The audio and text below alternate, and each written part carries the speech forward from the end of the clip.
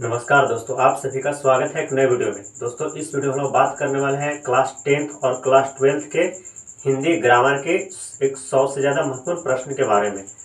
दोस्तों, सभी प्रश्न वन लाइनर होंगे, यानी क्वेश्चन और उसका आंसर होगा। तो चलो दोस्तों, वीडियो को शुरू करते हैं और देखते हैं कि इसमें जितने भी क्वेश्चन हैं सभी के परीक्षा के पॉइंट ऑफ व्यू से इम्पोर्टेंट होने वाले हैं। इसमें पहला सवाल है कि कारक के कितने भेद होते हैं।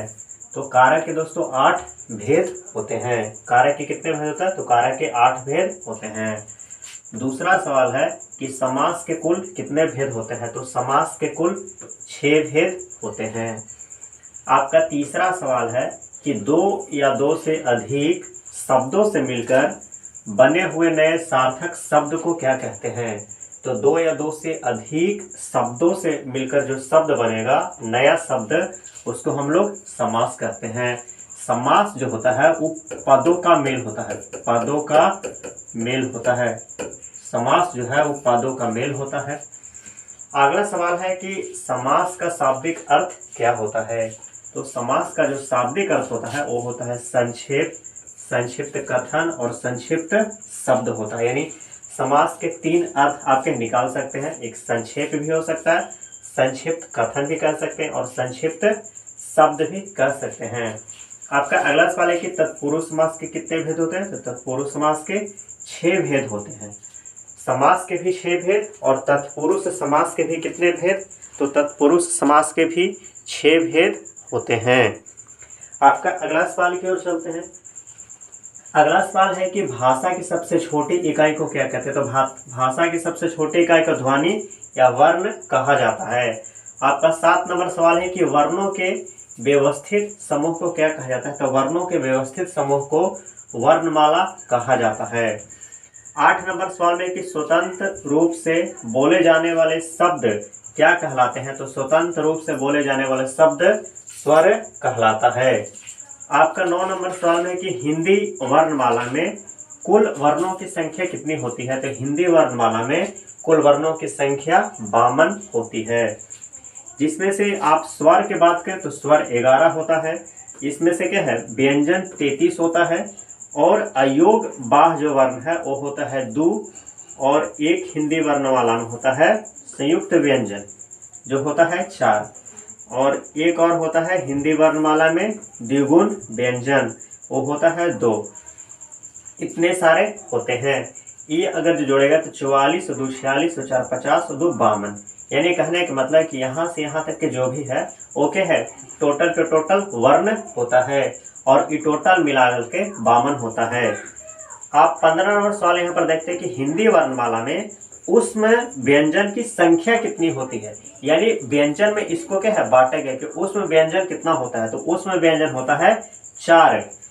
आपका अगला सवाल है कि भाषा की सबसे छोटी इकाई को क्या कहते हैं। तो भाषा की सबसे छोटी इकाई को वर्ण कहा जाता है।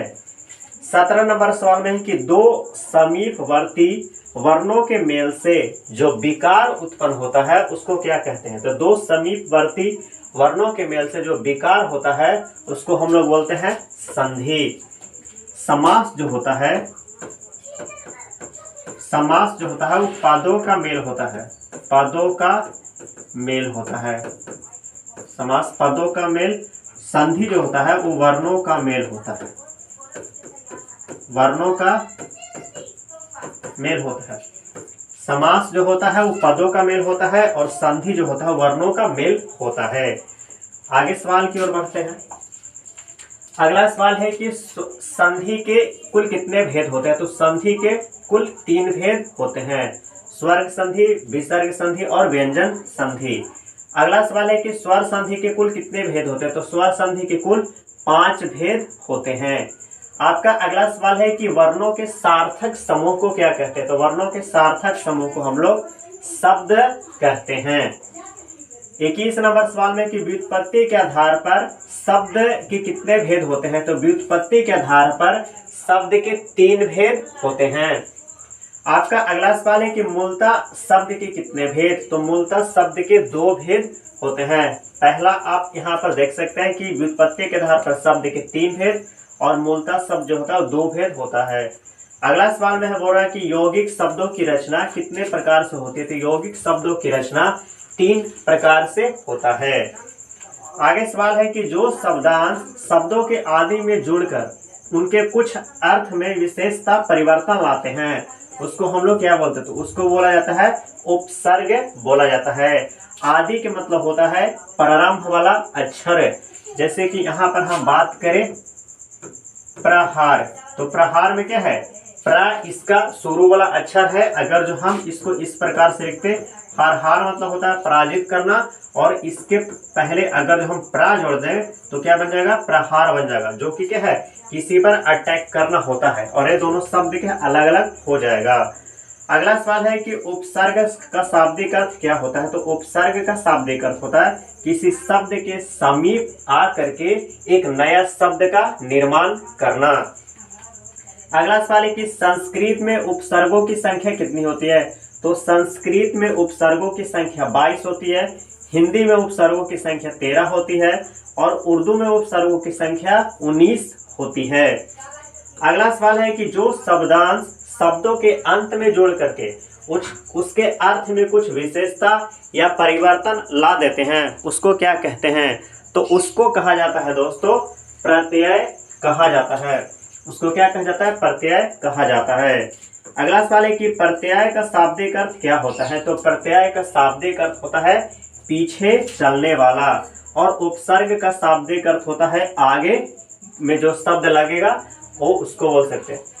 अगला है कि प्रत्यय के कितने भेद होते हैं। तो प्रत्यय के 2 भेद होते हैं, एक होता कृत प्रत्यय, एक होता तद्धित प्रत्यय। अगला सवाल है कि वे प्रत्यय जो क्रिया के मूल रूप यानी धातु में जोड़े जाते हैं उसे क्या कहते हैं। तो उसको कहा जाता है कृत प्रत्यय। कृत प्रत्यय का आप उदाहरण देखिए, इस प्रकार से भी समझ सकते हैं कि अगर जो हम बोले खाना, तो खाना क्या है, एक क्रिया है। खाना क्या है, एक क्रिया है। अब इसमें हम जो खा है ये है मूल्य धातु, ये क्या है, मूल्य धातु है। यहाँ पर ना जो है वो ना इसका प्रत्यय है, और ये मूल्य धातु और प्रत्यय जो जब मिला तो क्या बना, क्रिया का निर्माण हो जाता है। तो अगर जो हम बोले कि रोना, एक और उदाहरण देकर आप समझ सकते हो, रोना, तो इसमें रो क्या है, मूल्य धातु है। तो ये बोला मूल रूप के यानी धातु में जोड़े जाते हैं उसको हम लोग क्या बोलते हैं, कृत प्रत्यय बोलते हैं। अगला सवाल है कि वे प्रत्यय जो क्रिया के मूल रूप यानी धातु को छोड़कर अन्य शब्द जैसे संज्ञा, सर्वनाम, विशेषता, अव्यय में जुड़ते हैं उसको हम लोग बोलते हैं तद्धित प्रत्यय बोला जाता है। अगला सवाल है कि उपसर्ग का प्रयोग कहाँ होता है। तो उपसर्ग का जो प्रयोग होता है उस शब्द के आरंभ यानी शुरू वाले अक्षर में प्रयोग होता है। अगला सवाल की ओर चलते हैं। अगला सवाल में है कि एक या एक से अधिक अक्षरों से बनी हुई स्वतंत्र सार्थक ध्वनि को क्या कहते हैं। तो एक या एक से अधिक स्वतंत्र बने हुए सार्थक ध्वनि को शब्द कहा जाता है, इसको हम लोग शब्द कहते हैं। अगला सवाल में है कि हिंदी में शब्दों का वर्गीकरण कितने आधार पर होता है। तो हिंदी में शब्दों का वर्गीकरण 4 आधार पर होता है। अगला सवाल है कि इतिहास या स्रोत के आधार पर शब्द कितने प्रकार के होता है। तो इतिहास या स्रोत के आधार पर शब्द 5 प्रकार के होता है। पहला शब्द यहाँ पर दिया हुआ है तत्सम, तत्भव, फिर दिया हुआ है देशज, विदेशज, और एक होता है संकर शब्द। यानी यहाँ पर 5 दिया हुआ है, तत्सम, तत्भव, देशज, विदेशज और संकर शब्द। आपका अगला सवाल है कि तत्सम का अर्थ क्या होता है। तो तत्सम का अर्थ होता है उसके समान या संस्कृत के समान शब्द। अगला सवाल है कि तत्भव का अर्थ क्या होता है। तो तत्भव के अर्थ होता है उससे होना।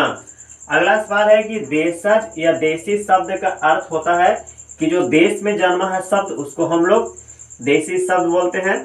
जो शब्द क्या है विदेश में जन्मा है उसको हम लोग विदेशी शब्द कहते हैं। अगला सवाल है कि रचना या बनावट के आधार पर शब्द के कितने भेद। तो रचना या बनावट के आधार पर शब्द के 3 भेद। पहला है रूढ़, यौगिक और योग रूढ़ होता है। अगला सवाल है कि रूप या प्रयोग के आधार पर शब्द के कितने भेद। तो इसका होता है 2 भेद, एक होता है विकारी शब्द और एक होता है अविकारी शब्द। अगला सवाल है कि अर्थ के आधार पर शब्द के कितने भेद होता है। तो अर्थ के आधार पर शब्द के 4 भेद होता है। एक होता है एकार्थी शब्द, दूसरा होता है अनेकार्थी शब्द, तीसरा होता है समानार्थी जिसको पर्यायवाची शब्द कहते हैं, और चौथा होता है विपरीतार्थक शब्द या फिर इसको विलोम शब्द भी कहते हैं। अगला सवाल की ओर चलते हैं कि उत्पत्ति के आधार पर शब्द के कितने भेद होते हैं। तो उत्पत्ति के आधार पर शब्द के 4 भेद होते हैं। अगला सवाल है कि पद के कितने भेद होते हैं। तो पद के 5 भेद होते हैं। संज्ञा, सर्वनाम, विशेषण, क्रिया और अव्यय होता है। आप याद करके रख सकते हैं कि पद के कितने भेद, 5 भेद होता है। अगला सवाल है कि संज्ञा का शाब्दिक अर्थ क्या होता है। तो संज्ञा का शाब्दिक अर्थ क्या होता है, नाम होता है, और सर्वनाम का शाब्दिक अर्थ है सबका नाम होता है। अगला सवाल की ओर बढ़ते हैं। अगला सवाल में दिया हुआ है कि किसी प्राणी, वस्तु, स्थान, भाव का नाम क्या कहलाता है। तो किसी प्राणी, वस्तु, स्थान, भाव का नाम क्या कहलाता है, संज्ञा कहलाता है। अगला सवाल की ओर देखते हैं कि व्युत्पत्ति के आधार पर संज्ञा के कितने भेद। तो ये होता है 3 भेद। पहला होता है रूढ़ होता है, दूसरा यौगिक और तीसरा योग रूढ़ होता है। अगला सवाल की ओर चलता है कि अर्थ की दृष्टि से संज्ञा कितने प्रकार के होते हैं। तो अर्थ की दृष्टि से संज्ञा 5 प्रकार के होता है। पहला है व्यक्तिवाचक संज्ञा, दूसरा है जातिवाचक संज्ञा, तीसरा है द्रव्यवाचक संज्ञा, चौथा है समूहवाचक संज्ञा और 5वां है भाववाचक संज्ञा। अगला सवाल की ओर बढ़ते हैं। अगला सवाल में दिया हुआ कि संज्ञा का वह रूप जिससे किसी व्यक्ति, वस्तु, प्राणी, स्त्री या पुरुष होने का बोध होता है उसको हम लोग क्या बोलते हैं, तो उसको लिंग कहा जाता है। अगला सवाल है कि लिंग का शाब्दिक अर्थ क्या होता है। तो लिंग का शाब्दिक अर्थ होता है चिन्ह, यानी किसी व्यक्ति को चिन्हित करते हैं कि यह पुरुष है या फिर स्त्री है। अगला सवाल है कि हिंदी में लिंग के कितने भेद। तो हिंदी में लिंग के 2 भेद। पहला है स्त्रीलिंग और दूसरा होता है पुल्लिंग। अगला सवाल है कि शब्द के जी स्वरूप, यानी किसी व्यक्ति, प्राणी के संख्या या एक से अधिक का बोध होता है उसको हम लोग क्या बोलते हैं, तो उसको बोला जाता है वचन।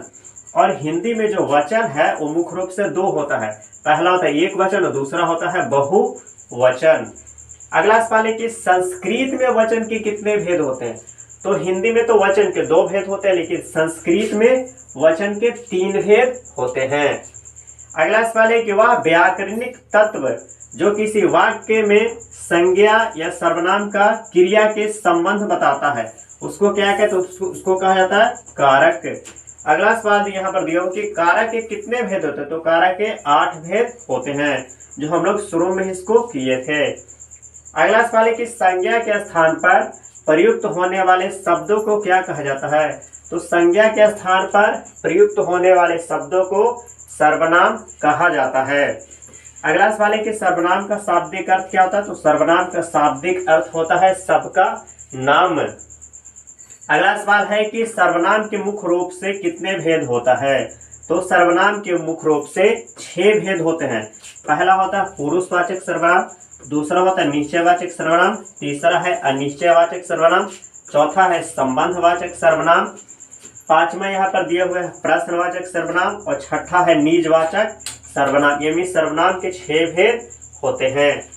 अगला सवाल है कि हिंदी में मूल रूप से कितने सर्वनाम होते हैं। तो हिंदी में मूल रूप से 11 सर्वनाम होता है। पहला इसमें है मैं, तू, आप, यह, वह, जो, सो, कोई, कुछ, कौन और क्या होता है।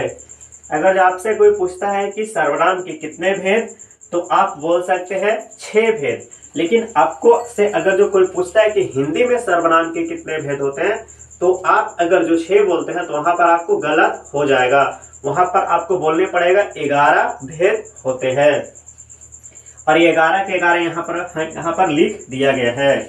अगला सवाल है कि संज्ञा सर्वनाम की विशेषता बतलाने वाले शब्दों को क्या कहते हैं। तो संज्ञा सर्वनाम की विशेषता बतलाने वाले शब्दों को विशेषण कहा जाता है। अगला सवाल है कि विशेषण के मूलतः कितने भेद होते हैं। तो विशेषण के मूलतः 4 भेद होते हैं। पहला है सर्वनामिक विशेषण, दूसरा है गुणवाचक विशेषण, तीसरा है संख्यावाचक विशेषण और चौथा यहाँ पर दिया हुआ है परिमाण बोधक विशेषण। अगला आपका सवाल है कि जिस शब्द से किसी कार्य का होना या करना समझा जाए उसे क्या कहते हैं, तो उसको कहा जाता है क्रिया। जैसे यहाँ पर बोल सकते हैं रोना, यहाँ पर क्या है रोना आप बोल सकते हैं, यहाँ पर आप रोना बोल सकते हैं। रोना क्या है, एक क्रिया है। अगला सवाल है कि क्रिया के मूल रूप को क्या कहते हैं, तो क्रिया के मूल रूप को हम लोग धातु कहते हैं। यहाँ पर आप इसकी बोल सकते हैं हंसना, तो हंसना में क्या है, हंस जो है वो क्रिया है, ना जो है वो प्रत्यय है, और हंसना पूरा टोटल क्या है, क्रिया कहलाता है। तो हंस क्या है, धातु है, ना क्या है, प्रत्यय है, अभी टोटल क्या है, ये क्रिया कहला जाएगा हंसना। अगला सवाल की ओर हम लोग बढ़ते हैं।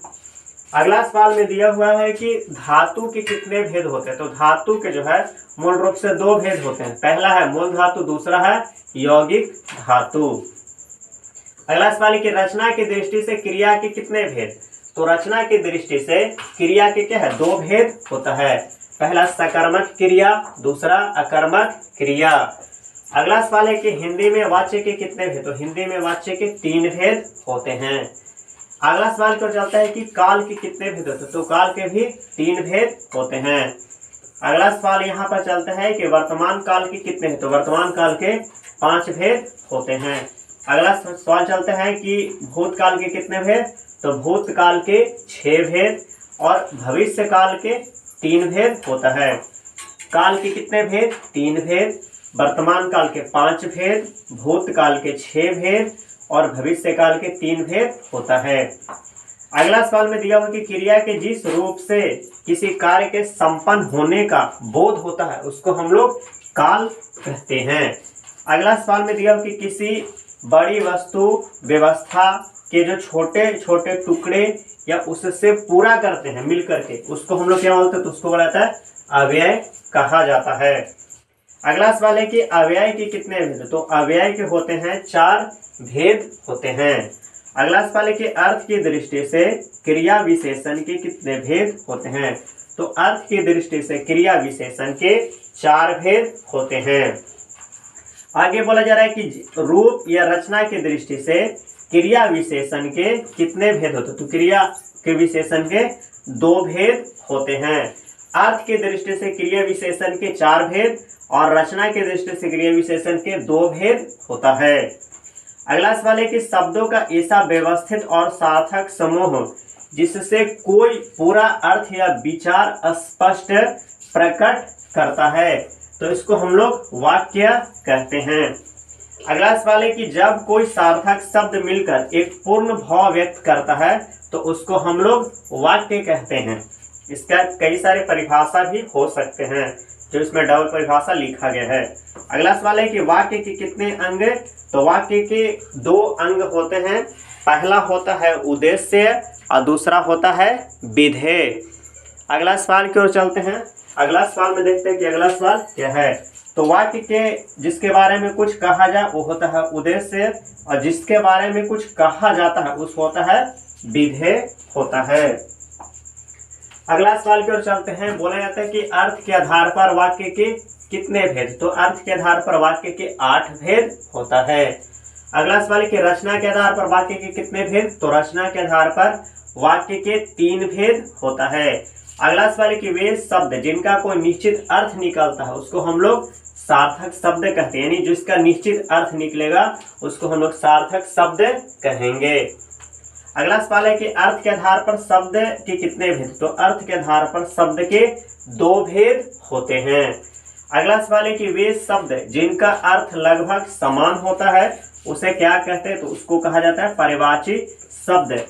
जैसे आप दोस्तों सूर्य का ले सकते हैं, सूर्य को हम लोग भास्कर बोलते हैं, दिनकर बोलते हैं और रवि कहा जाता है। उसी प्रकार से क्या है, अग्नि को ले सकते हैं, अग्नि को हम लोग अनल बोलते हैं, पावक बोलते हैं, और भी कई सारे इसको नाम है, या फिर अग्नि को आग भी हम लोग कहते हैं। तो इस प्रकार से क्या है, पर्यायवाची शब्द कहलाता है। ये सबसे ज्यादा इंपॉर्टेंट है कि पर्यायवाची शब्द का एक और नाम होता है समानार्थी शब्द। अगला सवाल है कि वे शब्द जो किसी दूसरे शब्द का बिल्कुल उल्टा होता है या फिर विपरीतार्थक होता है उसको हम लोग विलोम शब्द कहते हैं। अगला सवाल है कि वाक्य में जब 2 या 2 से अधिक शब्द आपस में मिलकर एक व्याकरणिक इकाई का काम करते हैं, उसे शब्द समूह को क्या कहते हैं, उसको हम लोग पदबंध कहते हैं। अगला सवाल है कि पदबंध के कितने भेद होते हैं?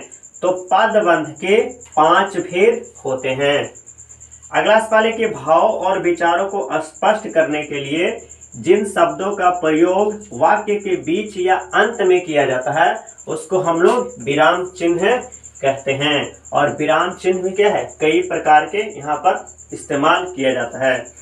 विराम चिन्ह का अर्थ क्या? तो विराम चिन्ह का अर्थ होता है विश्राम या ठहराव होता है। अगला सवाल है कि मुहावरा जो है वो अरबी भाषा का शब्द है जिसका अर्थ क्या होता है? तो उसका अर्थ होता है बातचीत करना या फिर किसी को क्या है, उत्तर देना। जैसे हम लोग एक सवाल करते हैं कि 9 2 11 होना, मतलब इसका अर्थ क्या है, इसका दूसरे फॉर्म में अर्थ देते हैं भाग जाना। तो आप इसको समझ सकते हैं। हिंदी में मुहावरा के दोस्तों वाक्यधारा कहा जाता है, जो बहुत लोगों को नहीं पता होता है। हिंदी में मुहावरा को वाक्यधारा कहते हैं। अगला सवाल है कि जब कोई वाक्यांश अपने सामान्य अर्थ को छोड़कर रूढ़ हो जाता है उसको हम लोग मुहावरा कहते हैं। यानी कहने का मतलब है कि एक अर्थ है, जैसे हम बोले कि 9 2 11 होना, इस शब्द को छोड़ करके क्या है, रूढ़ में परिवर्तित हो जाएगा भाग जाना, तो वो क्या कहलाएगा, मुहावरा कहलाता है। आपका अगला सवाल है कि शब्द का अर्थ बोध कराने वाले शक्ति को क्या कहते हैं? इसको कहा जाता है रस कहा जाता है। और रस का शाब्दिक अर्थ क्या है, आनंद होता है। रस के अगर जो प्रकार की बात करें तो ये रस के होता है 4 प्रकार। रस के कितने व्यय या अंग होते हैं? तो 4 होते हैं। अगर जो हिंदी साहित्य में मूल रस की बात की जाए तो ये होता है 9। रस के अव्यय या अंग कितने होते हैं? 4 होते हैं। मूल रस कितने होते हैं? 9 होते हैं। और कुल रसों की संख्या 11 होती है। आप याद करके रख सकते हैं। अगला सवाल है कि संज्ञा, सर्वनाम और विशेषण के अंत में लगने वाले प्रत्यय को क्या कहते हैं? तो जो संज्ञा, सर्वनाम और विशेषण के अंत में जो प्रत्यय लगेगा उसको हम लोग तद्धित प्रत्यय बोलेंगे। और जो प्रत्यय मूल धातु में लगेगा उसको हम लोग कृत प्रत्यय बोलेंगे। अगला सवाल की ओर चलते हैं। अगला सवाल क्या है उसमें देखते हैं। बोला जा रहा है कि हिंदी में अनुनासिक वर्णों की संख्या कितनी होती है?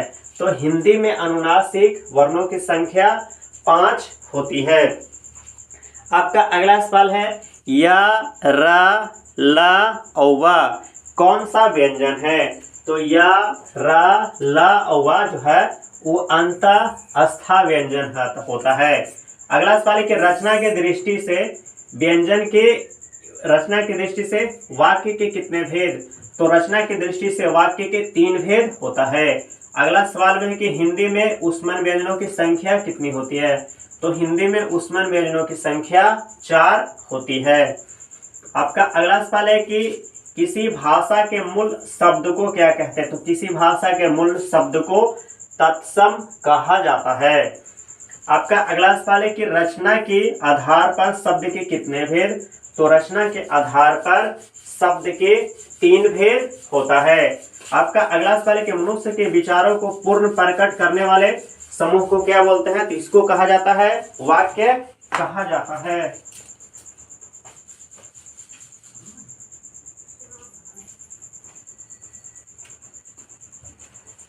आपका अगला सवाल है कि रचना की दृष्टि से वाक्य के कितने प्रकार? तो रचना की दृष्टि से वाक्य के 3 प्रकार होता है। आपका अगला सवाल है कि जिन शब्दों की व्युत्पत्ति का पता नहीं चलता है उसको हम लोग क्या बोलते हैं? देशज शब्द कहते हैं। आपका अगला सवाल है कि ध्वनियों के मेल से बने सार्थक वर्ण समुदाय को क्या कहते हैं? तो उसको बोला जाता है शब्द कहा जाता है। आपका अगला सवाल है कि शब्द जब किसी वाक्य में पीरो दिए जाते हैं तब क्या कहलाता है? तो उसको हम लोग पद कहते हैं। अगला सवाल यहाँ पर दिया हुआ है कि किन व्यंजनों के उच्चारण में हकार जैसी ध्वनि विशेष रूप से रहती है? उसको हम लोग महाप्राण कहते हैं। अगला सवाल है कि ऐसी संज्ञाएं जिनके खंड सार्थक होते हैं उन्हें क्या कहते हैं? तो उन्हें कहा जाता है यौगिक। अगला सवाल है कि जिन शब्दों के खंड सार्थक ना हो उसको हम लोग क्या बोलेंगे? तो उसको बोलेंगे शब्द। अगला सवाल है कि वाक्य के उस भाग को जिससे एक से अधिक पद परस्पर संबंध होकर अर्थ देते हैं लेकिन पूरा नहीं होते हैं, उसको हम लोग बोलते हैं पदबंध। जो बहुत बार एग्जाम में क्या है, पदबंध के बारे में पूछा जाता है। आगे सवाल है कि हिंदी में अनुनासिक वर्णों की संख्या कितनी होती है।